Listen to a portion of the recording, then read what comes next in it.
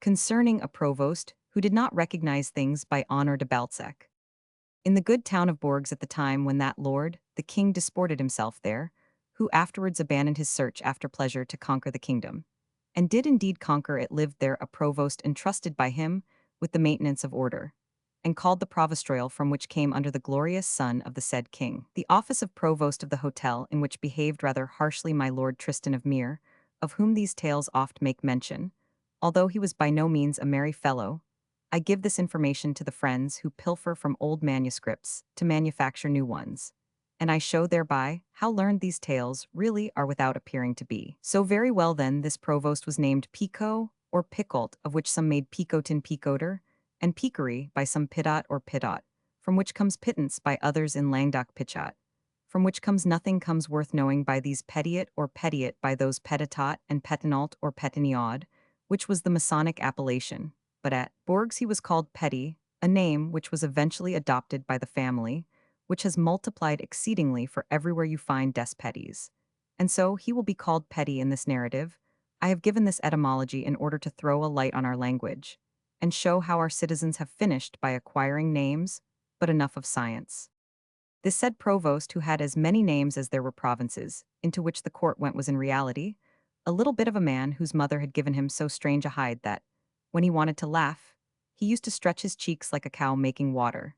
And this smile at court was called the provost's smile. One day the king, hearing this proverbial expression, used by certain lords, said jokingly, "You are in error, gentleman. Petty does not laugh, he's short of skin below the mouth."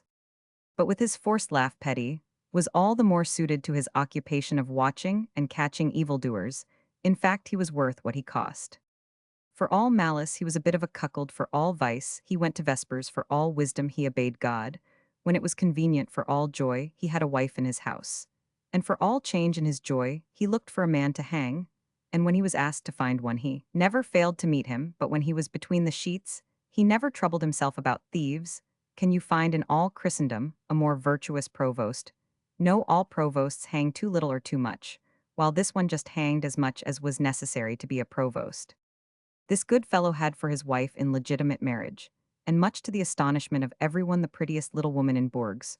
So it was that often while on his road to the execution, he would ask God the same question as several others in the town, did, namely, why he petty, he the sheriff, he the provost royal, had to himself petty, provost royal, and sheriff, a wife so exquisitely shapely, said, dowered with charms that a donkey seeing her pass by would bray with delight. To this God vouchsafed no reply, and doubtless had his reasons, but the slanderous tongues of the town replied for him that the young lady was by no means a maiden when she became the wife of petty. Others said she did not keep her affections solely for him.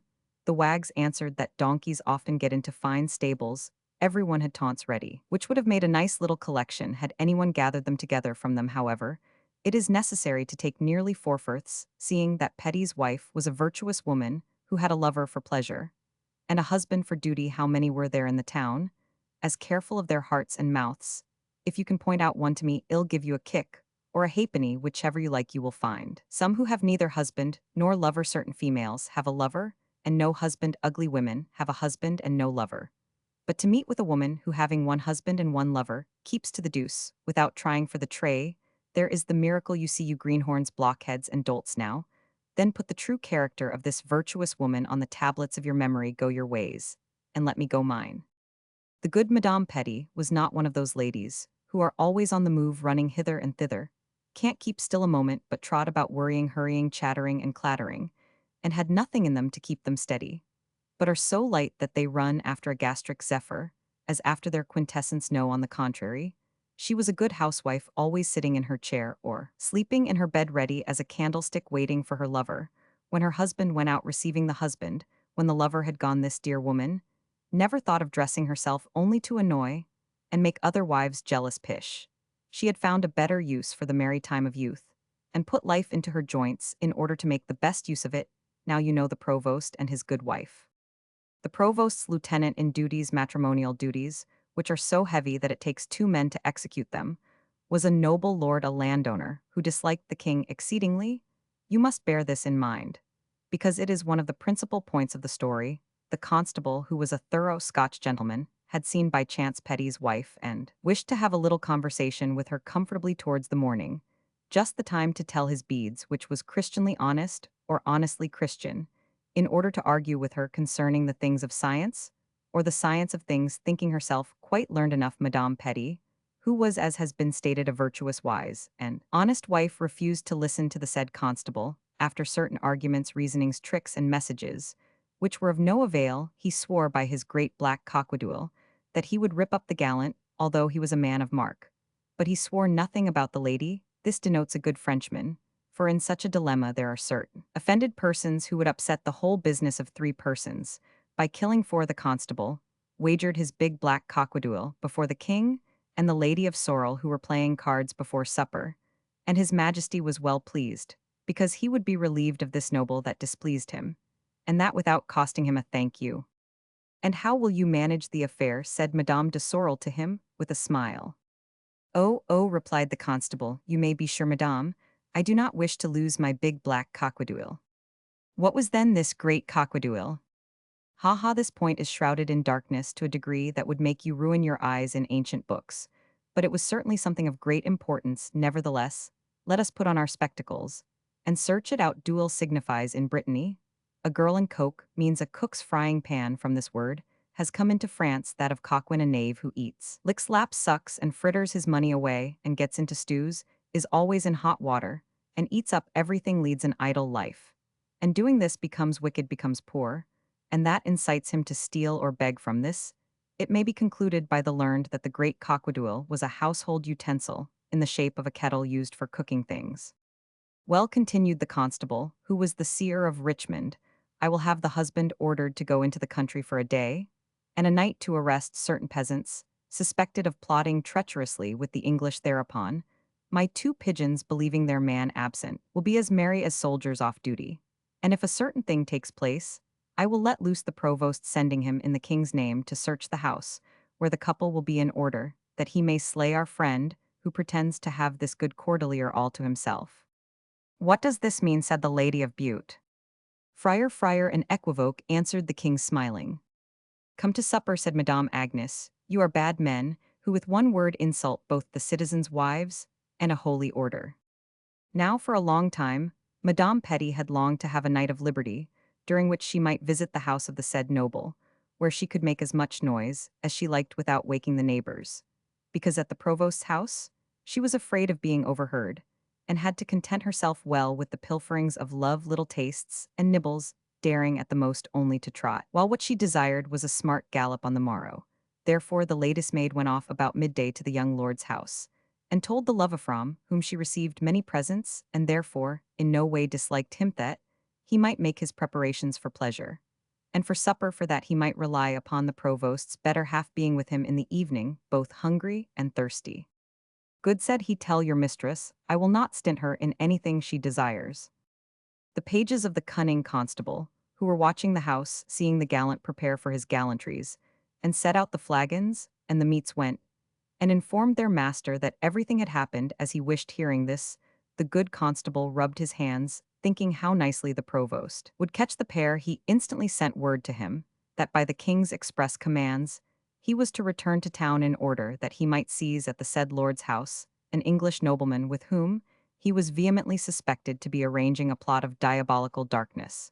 But before he put this order into execution, he was to come to the king's hotel, in order that he might understand the courtesy to be exercised in this case. The provost, joyous at the chance of speaking to the king, used such diligence that he was in town just at that time when the two lovers were singing the first note of their evening hymn, the Lord of Cuckoldom and its surrounding lands, who is a strange lord, managed things so well that Madame was only conversing with her lord lover, at the time that her lord's spouse was talking to the constable, and the king, at which he was pleased, and so was his wifey, a case of conquered rare in matrimony. I was saying to Monseigneur, said the constable to the provost, as he entered the king's apartment, that every man in the kingdom has a right to kill his wife and her lover if he finds them in an act of infidelity. But his majesty, who is clement, argues that he has only a right to kill the man, and not the woman. Now, what would you do, Mr. Provost, if by chance you found a gentleman taking a stroll in that fair meadow of which laws human and divine enjoin you alone to cultivate the verdure? I would kill everything, said the provost. I would scrunch the 500,000 devils of nature, flower and seed, and send them flying, the pips and apples, the grass, and the meadow, the woman and the man. You would be in the wrong, said the king, that is contrary to the laws of the church, and of the state, because you might deprive me of a subject of the church, because you would be sending an innocent to limbo unshriven. Sire, I admire your profound wisdom, and I clearly perceive you to be the center of all justice. We can then only kill the Naitamen, said Constable. Kill the horseman now, go quickly to the house of the suspected lord. But without letting yourself be bamboozled, do not forget what is due to his position.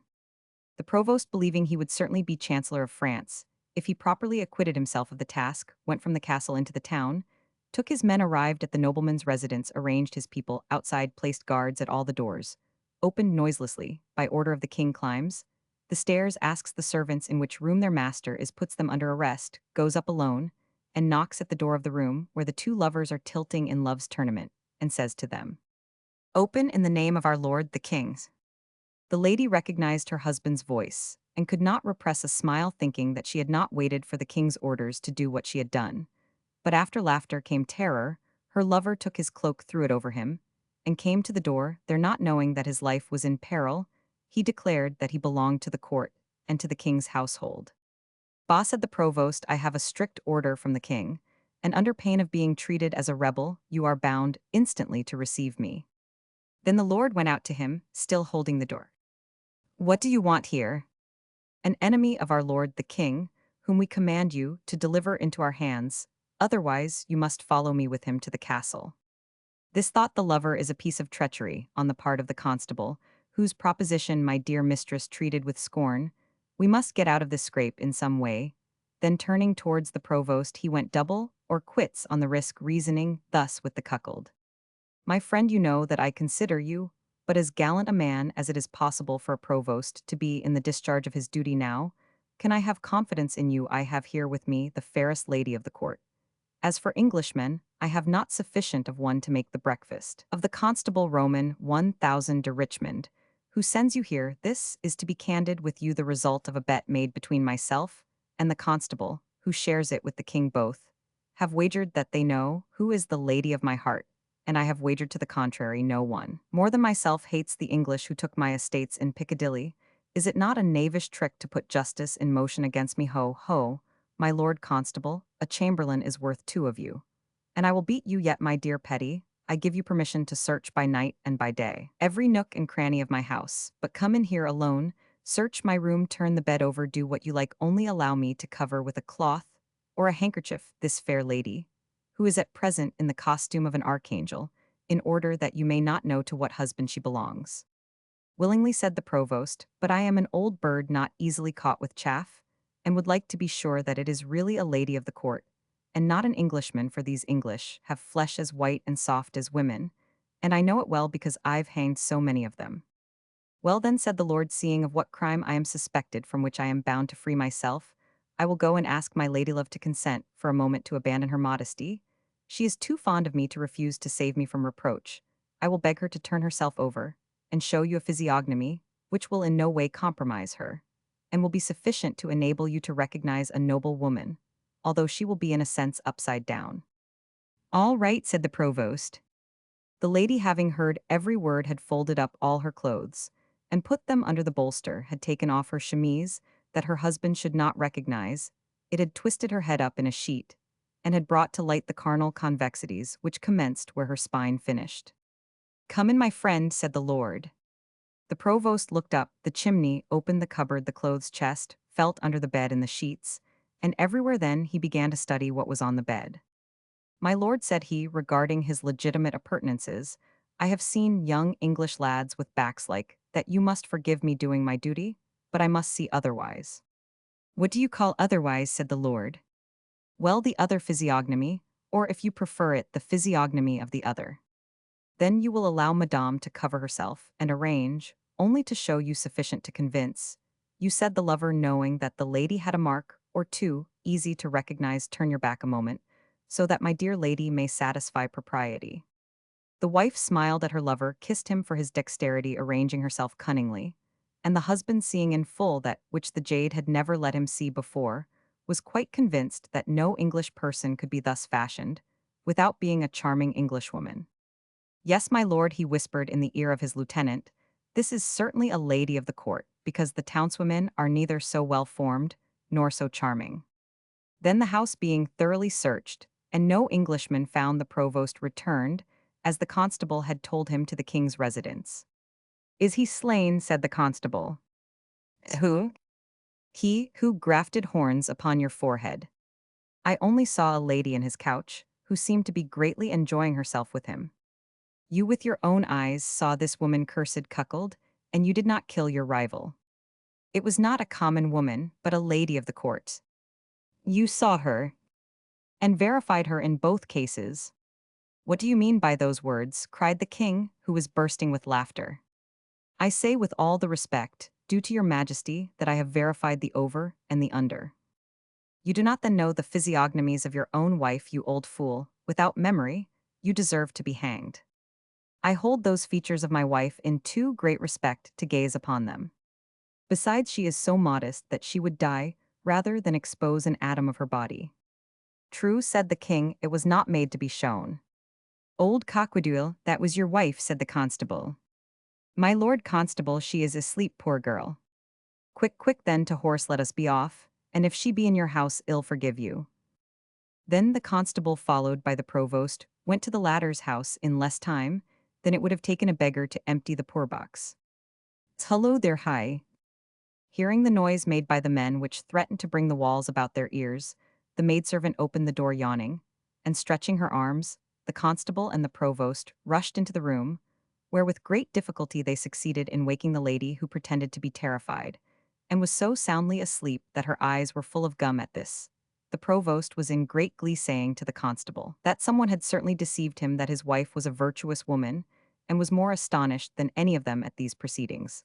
The constable turned on his heel, and departed. The good provost began directly to undress to get to bed early, since this adventure had brought his good wife to his memory, when he was harnessing himself, and was knocking off his nether garments. Madame, still astonished, said to him, "Oh, my dear husband, what is the meaning of all this uproar?" This constable and his pages, and why did he come to see if I was asleep? Is it to be henceforward part of a constable's duty to look after our— I do not know, said the provost, interrupting her, to tell her what had happened to him.